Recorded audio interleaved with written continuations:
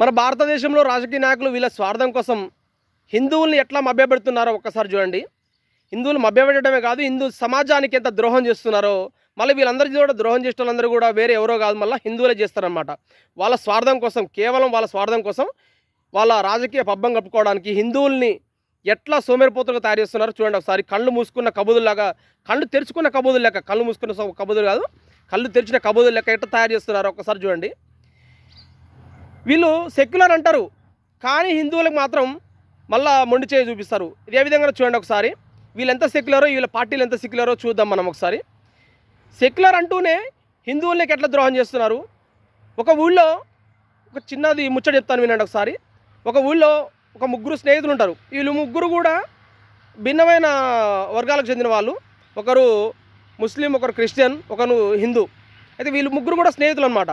ఒకటే బజారు, ఒకటే స్కూలు, ఒకటే క్లాసు. అది వీళ్ళందరికీ కూడా స్కూళ్ళల్లో మామూలుగా స్కాలర్షిప్లు అంటూ కొంతమంది మతాలకు సంబంధించినటువంటి కొన్ని ఇస్తుంటారు అన్నమాట. అయితే ఈ ముగ్గురులో ఇద్దరికి స్కాలర్షిప్ వస్తుంది. ఇది ముగ్గురులో ఇద్దరికి స్కాలర్షిప్ వస్తుంది, ఒకరికి మాత్రం రాదు. ముస్లింకి, క్రిస్టియన్కి వస్తుంది, హిందూకి రాదు. ఇదేంద్రా, నేను ముగ్గురము స్నేహితులమే, ఒకటే బజారు, ఒకటే క్లాసు, నాకెందుకు రావట్లేదు అనేసి ఆ పిల్లాడు అనుకుంటారు అన్నమాట. ఈ రాజకీయ నాయకులు ఎట్లా చూస్తున్నారంటే, మనల్ని ఎంతసేపటికి ఓట్ బ్యాంక్గా ఉపయోగించుకుంటూనే మన హిందూ సమాజానికి ఎట్లా ద్రోహం చేస్తున్నారంటే చూడండి. ఇక్కడే మనకు అవపడుతుంది. దేవాలయాల్లో మనం ఒక 100 రూపాయలు వేస్తే ఆ 100 రూపాయలని 4 భాగాలు చేసి, ఒక భాగం గవర్నమెంట్ ఎండోమెంట్ అని తీసుకెళ్తుంది, ఇంకొక భాగాన్ని గుడి సంబంధించినటువంటి దీప నైవేద్యాలకంటూ ఇస్తుంది అనమాట. ఇక్కడ అసలు విషయం చూడండి. మిగిలిన 2 భాగాల్ని కూడా ముస్లింకి, క్రిస్టియన్కి మైనార్టీ ఫండ్ కింద తీసేస్తుంది అనమాట. ఇక్కడ హిందూకి ఏం మిగలట్లే. ఇక్కడ అందులో దేవాలయాల్లో వేసే సొమ్మంతా ఎవరిది, మళ్ళీ హిందువులదే. కానీ హిందువులకి ఒక మొండి చేయి చూపిస్తున్నారు చూడండి. దేవాదాయ శాఖ అంటూ వాళ్ళు పట్టుకెళ్తారు, ఎంతో కొంత దేవాలయానికి కొంత చెందుతుంది, మిగిలిన సగం కూడా మళ్ళీ మైనారిటీ శాఖ కింద వాళ్ళందరికీ కూడా చెందుతూ ఉందన్నమాట. కానీ ఆ సొమ్ముతోటే మళ్ళీ వాళ్ళకి చెరిసగం ఇచ్చేస్తారు, కానీ హిందువుకి వస్తారు మళ్ళీ మొండి చేయి చూపిస్తూ ఉన్నారు. ఇదే విధంగా ప్రతి పండగలను కూడా అట్లే ఉంటుంది చూడండి ఒకసారి. మనకి బతుకమ్మ వస్తే మనతో పాటుగా అందరికీ ఇస్తారు. నేను కాదంటలేదు, దాన్ని ఇవ్వడం తప్పుడు నేను అంటలేను. ముస్లింకి ఇవ్వచ్చు, క్రిస్టియన్కి ఇవ్వచ్చు, తప్పని అంటలే, ఎందుకంటే వాళ్ళు భారతీయులే కాబట్టి ఇవ్వచ్చు.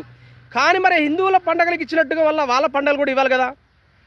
వాళ్ళ పండుగలు వచ్చేసరికి నేను ఒక రంజాన్ వచ్చిందనుకోండి, వాళ్ళకి ఇచ్చేటన్నీ కూడా వాళ్ళకి చెందుతాయి. మళ్ళీ ఒక క్రిస్టియన్ పండుగలు ఏదైనా వచ్చినంటే వాళ్ళకి చెందేటన్నీ కూడా వాళ్ళకే చెందుతాయి. కానీ మరి ఈ 2 పండుగలకు మళ్ళీ హిందువులకు ఎందుకు ఇవ్వట్లేరు అని నేను అంటున్నా.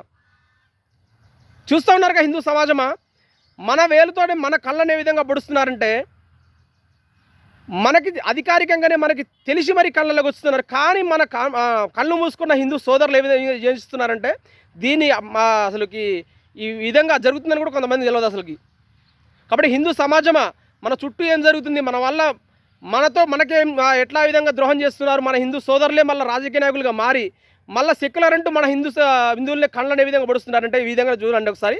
ఇటువంటి ఎవడన్నా మాట్లాడితే వీడు ఎమ్మటే మతం బాధ అంటారు, వాడి మీద ఎమ్మటే పీడాక్ట్లు, ఇంకా రకరకాల కేసులు పెడతా ఉంటారు. కాబట్టి హిందూ సమాజం ఇక్కడైనా మనం కళ్ళు తెరిచి మన కోసం, మన దేశం కోసం ఎవరైతే పాటుపడతారో వారికి మాత్రమే నిజమైన సెక్యులర్ ఎవరంటే హిందూ సమాజమే. హిందుత్వానికి ఎవరైతే అండగా నిలిచి మాట్లాడతారో ప్రతి ఒక్కరూ ఇతర మతాలకు కూడా వాళ్ళకు న్యాయం చేస్తారు. ఎప్పుడైతే సెక్యులర్ అని ఎవరైతే వస్తారో వాళ్ళందరూ కూడా ద్రోహులు, ఈ దేశ ద్రోహులు, వీళ్ళ మీద పెట్టాలి అసలు పీడియాక్ట్లు. కాకపోతే హిందూ సమాజమా, మనం ఓట్లేసేటప్పుడు ఎవరికి పడితే వాళ్ళకి కాకుండా మన దేశానికి, ధర్మానికి, హిందూ సమాజానికి, ఈ ప్రపంచానికి ఏ విధంగా ఉపయోగపడతారో వాళ్ళకి మాత్రమే ఓట్లేసి గెలిపించుకోవాలి. ఈ సెక్యులర్ అంటూ ఈ సూడో సెక్యులర్లకి ఓట్లేసి గెలిపించుకోకండి. హిందూ సమాజం ఇక్కడైనా కనుదెరుస్తాననేసి నా చిన్న ప్రయత్నం. జై హింద్.